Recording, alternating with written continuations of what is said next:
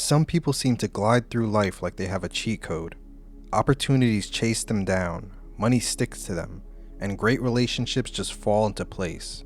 Meanwhile, you might be praying, visualizing, and chanting affirmations for years, yet you're stuck in the same exact spot. So what's the difference?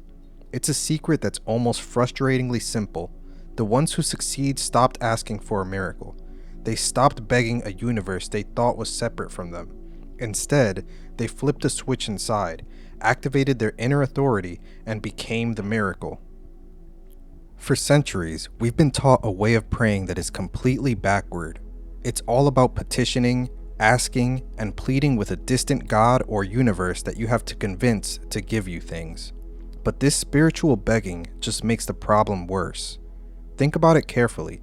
When you are pleading for something, you are sending out one very loud, very clear signal, and that's, I don't have it. That feeling of lack is a prayer in itself, a powerful prayer for more lack, which the universe, in its own way, is happy to answer. This is the old way of thinking.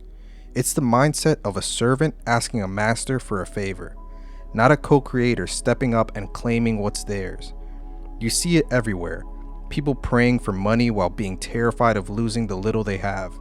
People asking for love, but acting out of deep insecurity.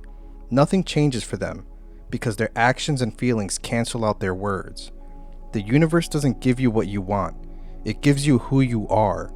Your reality is just a mirror reflecting your inner state. As long as you're begging, you're just proving you're a beggar.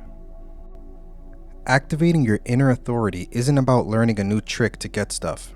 It's a total identity shift. It's about moving from attracting to becoming. You have to stop chasing and start assuming the role. Creation is already done. Everything you could ever want or be already exists as a possibility. You don't create wealth.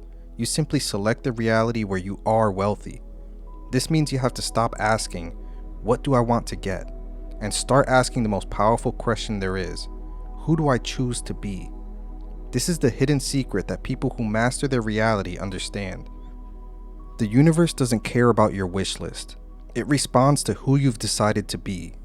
This isn't about faking it till you make it. It's about embodying the version of you who already has everything you desire so fully that it becomes your new normal. Your job isn't to chase the butterfly. It's to become the garden it can't resist landing in. So how do you actually do this? It boils down to two key things: a clear choice and radical discipline. First, you have to choose your new identity and get specific. Don't just say, I want to be confident. Instead, decide, I am the person who walks into any room with total self-assurance. Not, I want to be rich, but I am someone who builds wealth with discipline, and abundance is my normal. You have to feel this in your being right now, long before you see any proof in the outside world. Second, and this is what separates the dreamers from the doers, you have to prove it with discipline. Your discipline is your new form of prayer.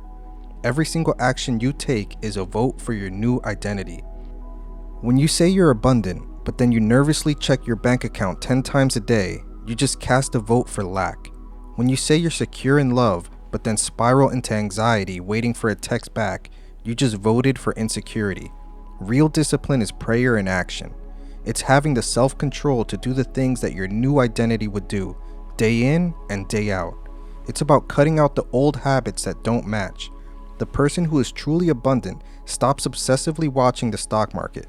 The person who knows they are loved and secure doesn't engage in needy behaviors.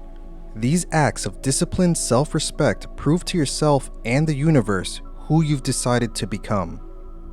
The universe is waiting for you to decide. Comment below with the identity you're choosing to become, starting right now. Stop asking, stop waiting. You aren't a victim of your circumstances. You are the one in charge of your own reality. The question was never, will the universe answer my prayers? The real question is, what identity are you broadcasting with every thought, feeling, and action? Choose who you are, and then live like it. Reality will have no other choice but to catch up.